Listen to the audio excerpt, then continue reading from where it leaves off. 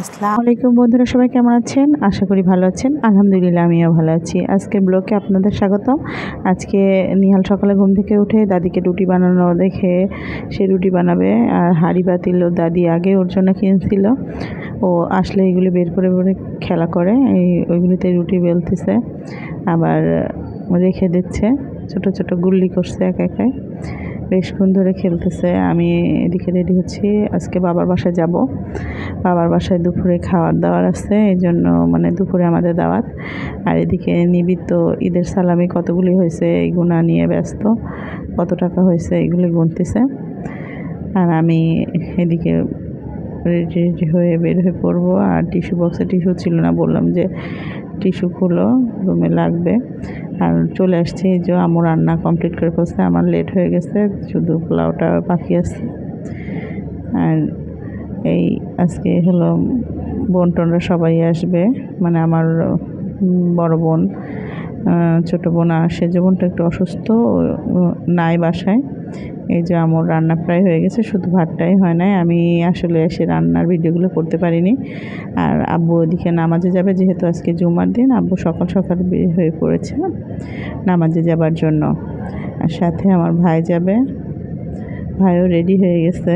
এই যে ওরা নামাজ থেকে আসলেই আপনাদের ভাইয়াও আসবে, আর আমার অন্যান্য বোনায় সবাই আসবে, ছেলে পেলে আসলে আমরা সবাই খাওয়া দাওয়া করে আসলে বাইরে যাব। ভিডিও করা যায় না, আমার বোনরা সবাই এক একজন এক এক জায়গায় যাবে, ছেলে পেলে যার যে ছেলে পেলে যেখানে ঘুরতে চায়, কেউ এক একটা পার্ক, আমাদের কুষ্টিয়ায় অনেকগুলি পার্ক আছে, যার যেখানে ভালো লাগবে সে সেখানেই যাবে, ওই জন্য। আর আমার ছেলে তো শুধু রিক্সায় ঘুরতে বেশি পছন্দ করে, আর ভিড়ের মধ্যে যেতে মোটেও পছন্দ করে না নিহাল।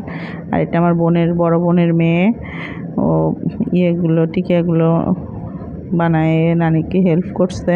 আর ওর ছেলেটা অনেক চঞ্চল, আমার আর কি নাতি।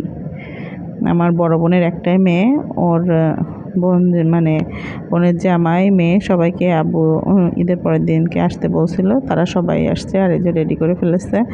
আমি তো নিহালকে নিয়ে আসলাম, নিহাল ঘুমাইছিল, পরে ফোন দিছি, ও আসতে লাগে পড়ে গেছে, কান্নাকাটি করছিল, পরে ওরকম কোলে করে নিয়ে আসছি।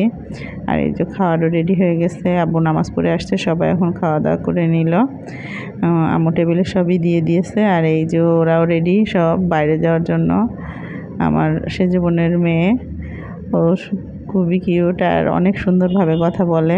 আর সেজ বোনের ছেলে এটা, আর আঙ্কেল সাথে অনেক মিল ওর সবার সাথে। আগে আমাদের বাসায় আসতে ভয় পেত, এখন ভয় পায় না, কান্না করতো, নানির বাসায় আসতে যেত না।